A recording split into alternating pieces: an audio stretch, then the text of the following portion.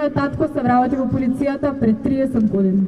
Ги помина сите скалива, од инспектор до директор на Бирото за јавна безбедност до министар.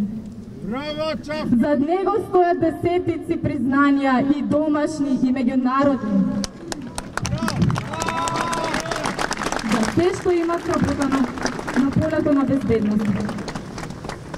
После секоја успешно завршена акција, нашето семејство се справуваше со безброј закани. Сигурна сум дека испридана за оваа држава имаат и останатите, за кои сега се убедуваат да убедат дека се терористи. Не се терористи! Не се! Доле влада! Героите! Мојот татко, Митко Чапов, нема ништо сторено за да заслужи ваков третман. Немаат ништо сторено ниту останатите. Единствено нешто за кои што се виновни е што се ја сакаа Македонија.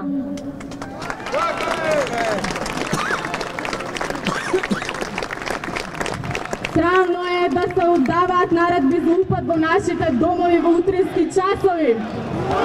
Да се третираат нашите најблиски како терористи. Во исто време да се ослободуваат криминалци кои што се тереле за тешки убиства.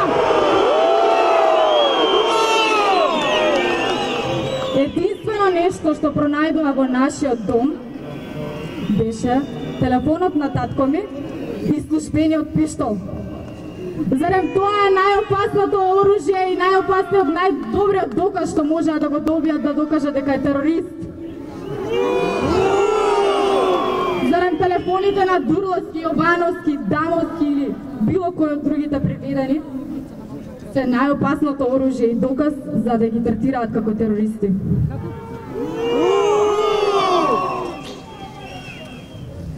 Ова е срамна конструкција од која што подоцна ќе се срамат. Ќе се срамат, ќе се оградуваат и меѓусобно ќе се ја потврдуваат одговорноста. Зарем има подобар доказ за неправда и реваншизам од сликите кои што излегоа од најблиските, сликите во затворот, сликите во судницата. Од правилниците! Зарем слушнале за презумпција за невиност? Политичарите од актуелната власт молчат.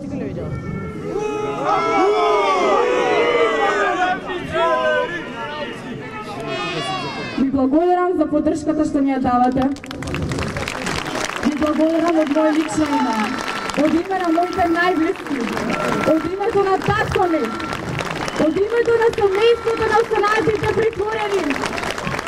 Ви благодарам вечерва што сте овде.